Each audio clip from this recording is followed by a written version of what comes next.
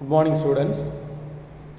This video is for the second year BCA, BSc Microbiology, BSc Computer Science students. I am Anish Kumar from the Department of English. Students, we are going to deal about the prescribed paper for Part 2 English. The title of the paper is Short Stories for Effective Communication. In this particular paper, we have 10 short stories. For Unit 1, 2 short stories, Unit 2, 2 short stories, Unit 3, 2 short stories, Unit 4, 2 short stories, Unit 5, 2 short stories. Totally we have 10 short stories.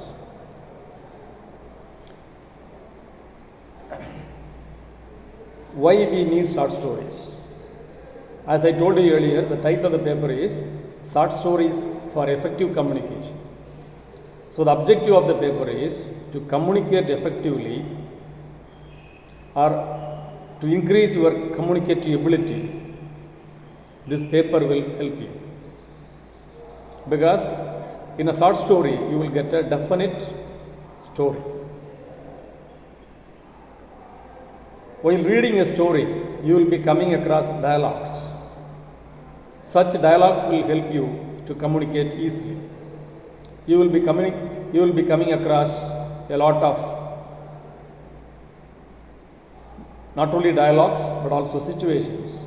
Those situations will help you to communicate easily.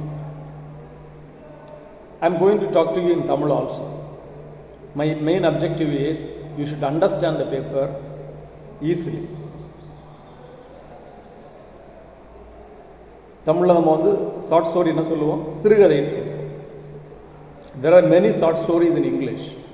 There are many short stories in Tamil also. Say for example, from Chaucer to the modern period, in English literature we have come across many short story writers.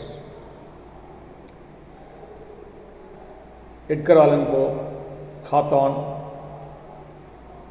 We have in India Tagore, and short stories by Anida Nair. The list goes like this. In Tamil, we have lots and lots of writers, starting from Bharati to Jayamohan. Many short stories are written with the purpose to create an awareness among the people about the society, the issues that affect the people. Say for example, we have a short story in Tamil by Adavan. தமிழில் ஆதவன் அப்படிங்கிற எழுத்தாளரோட ஒரு சிறுகதை இருக்குது. ஆதவன் தமிழில் அதிகமாக அறியப்படாத ஒரு எழுத்தாளர். நிறைய பேருக்கு தமிழில் பாலகுமாரனை தெரியும், ஜெயகாந்தன் தெரியும், ஜெயமோகனை கூட தெரியும், எஸ் ராமகிருஷ்ணனை தெரியும், சாரு நிவேதா தெரியும். ஆனால் தமிழ் அதிகமாக அறியப்படாத ஒரு எழுத்தாளர் யாருன்னு கேட்டால் ஆதவன் நிறைய சிறுகதை எழுதியிருக்கிறார். ஒரு 3-4 நாவல்கள் எழுதியிருக்கிறார். அவருடைய முக்கியமான நாவல் என் பெயர் ராமசேஷன், காகித மலர்கள், இப்படி சொல்லிகிட்டே போகலாம். இரவுக்கு முன் வருவது மாலை அப்படின்னு ஒரு குறுநாவல் கூட இருக்குது. அவருடைய ஆதவன் கதைகள் அப்படின்னு சொல்லக்கூடிய ஒரு தொகுப்பில் ஒரு கதை தான் கூலி அப்படின்னு ஒரு கதை. தலைப்பு உங்களுக்கு தெரியும் நினைக்கிறேன். கூலி தலைப்பு பார்த்தோன்னா உங்களுக்கு புரிஞ்சுக்கணும். ஒரு ஷார்ட் ஸ்டோரி எடுக்கும்போது தலைப்பை முதல்ல நம்ம உன்னிப்பாக கவனிக்கணும். தலைப்பில் என்ன சொல்ல வராங்க அப்படின்னு. சில நேரம் அந்த தலைப்பே நமக்கு நிறைய விஷயங்கள் உணர்த்துவதாக இருக்கும். இப்போ இந்த கூலி அப்படிங்கிற தலைப்பு பார்த்தோம் நமக்கு என்ன தெரியும், இந்த தலைப்பு ஒரு கூலி தொழிலாளுடைய வாழ்க்கையை பற்றி பேச போகுது அப்படின்னு நமக்கு தோணும். இப்போ இந்த கதை இந்த கதையுடைய ஸ்பெஷாலிட்டி அப்படின்னு பார்த்தா ஒவ்வொரு கதைக்கும் ஒரு ஸ்பெஷாலிட்டி இருக்குது. Each and every short story has its own uniqueness அப்படின்னு சொல்லுவோம் இங்கிலீஷில். இந்த கதையோட ஸ்பெஷாலிட்டி அப்படின்னு கேட்டால், இந்த கதை ஒரு குழந்தையினுடைய பார்வையிலே சொல்லப்படுது. ஒரு குழந்தையினுடைய பார்வையிலே கதை சொல்லப்படுவது தமிழில் மிகவும் குறைவு. அது ஆதவன் மிக வெற்றிகரமாக செய்திருக்காருன்னு சொல்ல முடியும். இந்த கதையில் கேரக்டர்ஸ் அப்படின்னு பார்த்தீங்கன்னா ரொம்ப மினிமம் நம்பர் ஆஃப் கேரக்டர்ஸ் தான் நமக்கு இருப்பாங்க. நான் சொன்ன மாதிரி ஒரு குழந்தை, ஒரு அப்பா, ஒரு அங்கிள், அடுத்து வந்து ஒரு போர்ட்டர். ரயில்வே ஸ்டேஷன் நீங்கள் பார்ப்பீங்க, சுமை தூக்கும் தொழிலாளி, அவன் போர்ட்டர்னு சொல்லுவோம். So a child, her father and a porter and uncle. ஸோ குழந்தை இப்போ கதை சொல்கிற எப்படி சொல்கிறது அப்படிங்கிறத நான் வந்து உங்களுக்கு அதே மாதிரி கிட்டத்தட்ட சொல்லி காமிக்கிறேன். இப்போ சண்டே அங்கிள் வந்தாலே ஒரே தொல்லை தான். இந்த குழந்தை அந்த அங்கிளுக்கு சண்டே அங்கிள்னு பேர் போட்டிருக்கு. ஏன்னு கேட்டிங்கன்னா, அவர் சண்டே மட்டும்தான் வருவார் வீட்டுக்கு. வெளியூரில் வேலை பார்க்கக்கூடிய அங்கிள் வந்து சண்டே மட்டும்தான் வீட்டுக்கு வருவார். அதனால் அந்த குழந்தை அந்த அங்கிளுக்கு என்ன பேர் போட்டிருக்கு? Sunday uncle. இந்த சண்டே அங்கிள் வந்தாலே ஒரே தொல்லை தான். வந்து அம்மாவை அதை செஞ்சு கொடு, இதை செஞ்சு கொடுத்து போட்டு டெய்லி என்ன பண்ணுறாரு? டார்ச்சர் பண்ணிகிட்ருக்கிறாரு. அம்மாவாலேயும் முடியல, ஆனால் வேறு வழி இல்லை. அம்மா வந்து எல்லாத்தையும் செஞ்சு கொடுத்துட்ருக்குறாங்க. அப்பாடா ஒரு வழியாக சண்டே அங்கிள் கிளம்புறார். சண்டே எங்களுக்கு ட்ரெயினுக்கு நேரமாச்சு. அவரோட லக்கேஜ் எல்லாம் தூக்கிட்டு அவர் போயிட்டுருக்கார். நாங்களும் பின்னாடி போயிட்டுருக்கோம். ஒரு வழியாக ரயில்வே ஸ்டேஷன் வந்துட்டோம். இப்போ ரயில்வே ஸ்டேஷனில் போர்ட்டர் அங்கிள் எங்கள் சண்டே அங்கிளுடைய திங்ஸ் எல்லாம் எடுத்துகிட்டு வந்துட்டுருக்கார். இப்போது ரயில்வே ஸ்டேஷன் என்றான உடனே எனக்கு ஒரே டென்ஷனாக இருக்குது. இது பிடிக்க மாட்டேங்குது. ரயில்வே ஸ்டேஷன் அட்மாஸ்பியர் பிடிக்க மாட்டேங்குது. இந்த ரயில்வே ஸ்டேஷன் ட்ரெயின் கூட சத்தம் எனக்கு வந்து ஒரே எரிச்சலை கொடுக்குது. ஆனால் ஒரே ஒரு நிம்மதி, சண்டே அங்கிள் கிளம்பி போகிறார். சண்டே அங்கிள் போகிற ட்ரெயின் வந்துருச்சு. சண்டே அங்கிள் ட்ரெயினில் ஏறி உட்காந்துக்கிறாரு. போர்ட்டர் அங்கிள் அவருடைய லக்கேஜ் எல்லாம் கொடுக்குறாரு. போர்ட்டர் அங்கிளுக்கு கூலியாக 2 ரூபா கொடுக்குறாரு சண்டே. போர்ட்டர் அங்கிள் கேட்குறாரு, 2 ரூபா சேர்த்து தாங்க சார், நான் வந்து புள்ள குட்டிக்காரன், பத்தாது கேட்குறாரு. 2 ரூபா கொடுத்துருக்குறாரு. 4 நாள் சேர்த்து கொடுங்கன்னு கேட்குறாரு. அதெல்லாம் முடியாது, முதல்ல பேசுகிறது 2 ரூபா தான், அவ்வளோதான் அப்படின்னு சொல்லி அனுப்பி விட்றாரு. போர்ட்டர் அங்கிள் அப்பாட்ட வந்து கேட்குறாரு, நீங்களாச்சும் 4 நாள் சேர்த்து கொடுங்க சார், பத்தாது சார் அப்படின்னு சொல்கிறார். அப்போது அப்பா என்ன சொல்கிறாருன்னா, நான் வேறு தனியாக சொல்லணுமா, அவர் தான் சொல்லிட்டார்ல, போதுன்னு சொல்கிறார். சண்டே எங்களை ஒரு வழியாக வழி அனுப்பி வச்சுட்டு நானும் அப்பாவும் ஐஸ்கிரீம் பார்லர் போகிறோம். ஐஸ்கிரீம் பார்லர் ரொம்ப அழகாக இருக்குது. ஐஸ்கிரீம் பார்லர் பார்க்குறதுக்கே நல்லா இருக்குது. பேர் அங்கிள் எனக்கு ஐஸ்கிரீம் கொடுத்தார். நான் ஐஸ்கிரீம் சாப்பிட்டுருக்கேன். ஐஸ்கிரீம் சாப்பிட அப்பா சொல்கிறாரு, ரொம்ப நாட்டியாக இருக்கிறேன் அப்படின்னு சொல்கிறார். நான் என்னுடைய ஐஸ்கிரீம் எல்லாம் முகத்திலே அப்படி சாப்பிட்டுட்டேன் நான். ஆனால் இப்போ வந்து போர்ட்டரங்களை அனுப்பி விட்டுட்டு நாங்கள் ஐஸ்கிரீம் பாரில் வந்துவிட்டோம். ஐஸ்கிரீம் பாரில் பேரர், நம்ம ஐஸ்கிரீம் சப்ளை பண்ணக்கூடிய பேரர்கிட்ட வந்து எங்கள் அப்பா வந்து பில்லுக்கு பே பண்ணிவிட்டு அவருக்கு 2 ரூபா டிப்ஸ் கொடுக்குறாரு. நான் எங்கள் அப்பா பார்த்து கேட்டேன், அவ்வளோ பெரிய லக்கேஜ் தூக்கிட்டு வந்தார் அந்த போர்ட்டரங்கள், அவருக்கு 4 நாள் சேர்த்து கொடுக்க மாட்டேன்னு சொன்னேன். இங்கே ஐஸ்கிரீம் கொண்டு வர அங்களுக்கு எதுக்கு 2 ரூபா டிப்ஸ் கொடுத்த? அந்த போர்ட்டரங்கள் சுமந்துட்டு வந்ததை விட இந்த ஐஸ்கிரீம் அவ்வளோ வெயிட்டாப்பா அப்படின்னு நான் கேட்டேன். அதை அந்த கதையை ரொம்ப அழகாக முடிச்சிருப்பார். குழந்தைக்கு பதில் சொல்லாமல் ஆட்டோவை கைதட்டி அடைக்கிறார் அப்பா. நான் ஏற்கனவே சொன்ன மாதிரி ஒரு குழந்தையினுடைய பார்வையிலேயே கதை சொல்லப்படுது. நீங்கள் இந்த கதையை கவனிச்சிங்கன்னா தெரியும். இந்த கதையில் வந்து கேரக்டர்ஸ் ரொம்ப குறைவு தான். இன்னொன்று, ஒரே 2 இடங்களில் தான் வந்து உங்களுக்கு நிகழ்ச்சி நடக்கிறதா நம்ம பார்க்குறோம். முக்கியமான நிகழ்ச்சி வந்து ஒன்று ரயில்வே ஸ்டேஷனில், இன்னொன்று வந்து ஐஸ்கிரீம் பார்ல நடக்குது. அது முதல் நிகழ்ச்சியில் ஒரு போர்ட்டரங்களை நம்ம பார்க்குறோம். இந்த கதையை நல்லா யோசிச்சு பார்த்தா தெரியும் உங்களுக்கு. அவர் கூலியை தான் அதிகமாக கேட்குறாரு. எனக்கு 4 நாள் சேர்த்து கொடுங்க சார்னு கேட்குறாரு. இந்த கதை எழுதப்பட்ட காலகட்டங்கள் 1970களில். அப்போ வந்து உங்களுக்கு தெரியும் என்ன மாதிரி 4 நாள் எப்படியுடைய மதிப்பு அப்போ உங்களுக்கு தெரியும். ஆனால் அவருக்கு காசு கொடுக்காம இருக்கக்கூடிய இந்த 2 பேரையும் பார்க்குறோம். ஆனால் ஐஸ்கிரீம் பார்லரில் போய் ஐஸ்கிரீம் பார்லர் வேலை செய்யக்கூடிய பேருக்கு ஏற்கனவே சம்பளம் இருக்குது. இருந்தாலும் அவருக்கு தன்னுடைய 2 ரூபா டிப்ஸை கொடுக்குறத நம்ம வந்து ஒரு சோசியல் ஸ்டேட்டஸை பற்றி பார்க்குறோம். இங்கே சமாஜத்தில் உயர்ந்த அந்தஸ்தை காட்டிக்கிறதுக்காக நம்ம என்ன பண்ணுறோம், ரூபா கொடுக்குறோம். இதை தான் இந்த மாதிரி ஒரு சூழலை 1970களிலேயே தன்னுடைய கதைகளில் பேசுகிறார். கூலி செய்கிறவனுக்கு ஒழுங்காக கூலி கொடுக்காம இருக்கக்கூடிய ஒரு சமூகத்தின் மீதான ஒரு விமர்சனமாகத்தான் நம்ம இந்த கதையை பார்க்குறோம். He criticizes a society which never gives money to the needy. So ஒரு ஷார்ட் ஸ்டோரியில் என்ன இருக்கணும் அப்படின்னு கேட்டிங்கன்னா, எ ஸ்லைஸ் ஆஃப் லைஃப் இருக்கணும். வாழ்க்கையோட ஏதோ ஒரு சின்ன நிகழ்ச்சியாக இருக்கலாம், ஒரு ஈவெண்ட்டாக இருக்கலாம், ஒரு இன்சிடெண்ட்டாக இருக்கலாம், right? It may be a situation. You may have come across a lot of situations in your life. உங்கள் லைஃப்பில் நிறைய சூழ்நிலை கடந்து வந்திருப்பீங்க, நிறைய நிகழ்ச்சிகளை பார்த்துருப்பீங்க.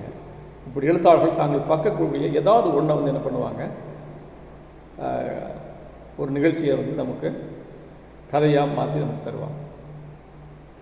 இப்போ ஆதவன் அதை தான் பண்ணியிருக்கிறார். நம்ம பார்க்கக்கூடிய சிறுகதைகள் எல்லாமே இதுதான் இருக்கு. வாழ்க்கையினுடைய ஏதோ ஒரு பகுதியை அவங்க நமக்கு கவனப்படுத்துகிறாங்க. ஒரு சிறுகதையை வாசிப்பது என்பது நம்முடைய வாழ்க்கையை வாசிக்கிறது மாதிரி. So by reading a short story we come across a slice of life. By reading a short story we come across lots and lots of words. By reading a short story we come across characters.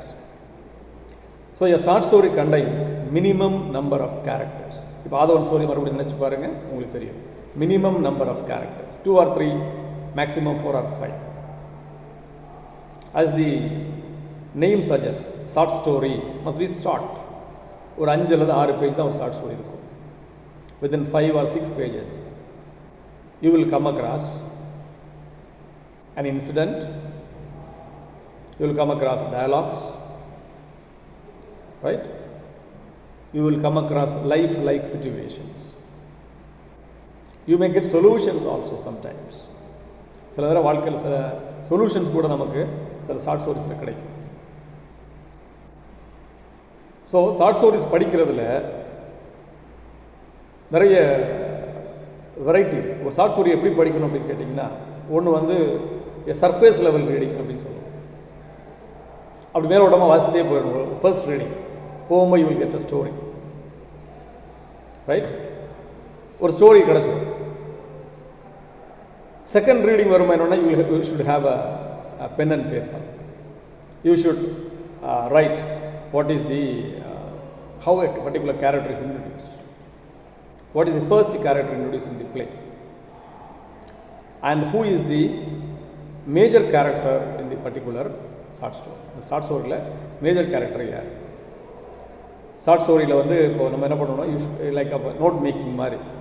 Short story you have to have a title of the short story, character of the short story, characters, right? Then incidents. What are the incidents you come across in the short stories? And then theme of the short story. Then the structure of the short story. எப்படி ஆரம்பிக்குது? What is the beginning, middle and the end? Most of the short stories do have a proper beginning, middle and end. With this you can understand a short story. Understanding a short story is very easy if you can read a short story carefully. You should read a short story very carefully. Then only you can understand a short story. By reading, say for example, essay, you cannot understand you cannot experience a short story. Right? Reading a short story is different from experiencing a short story. You should experience a short story. What is experiencing? You should imagine the situation. Right? You should become part and parcel of the particular short story. Right? Some short stories will take you in. உங்களுக்கு தெரியாமலே ஒரு short stories involve ஆகிடும். இப்போ ஆதவனுடைய கதை படிக்கும் நமக்கு தெரியாமலேயே அந்த சுச்சுவேஷனோட நம்ம அந்த குழந்தையோட நம்ம ட்ராவல் பண்ண ஆரம்பிச்சிடும். ரைட்? நம்ம போய் ட்ராவல் பண்ண நமக்கு என்ன தெரியும், அந்த குழந்தை சொல்லக்கூடிய உலகம் நமக்கு புரிய ஆரம்பிக்கும். Just like that you should read a lot of short stories.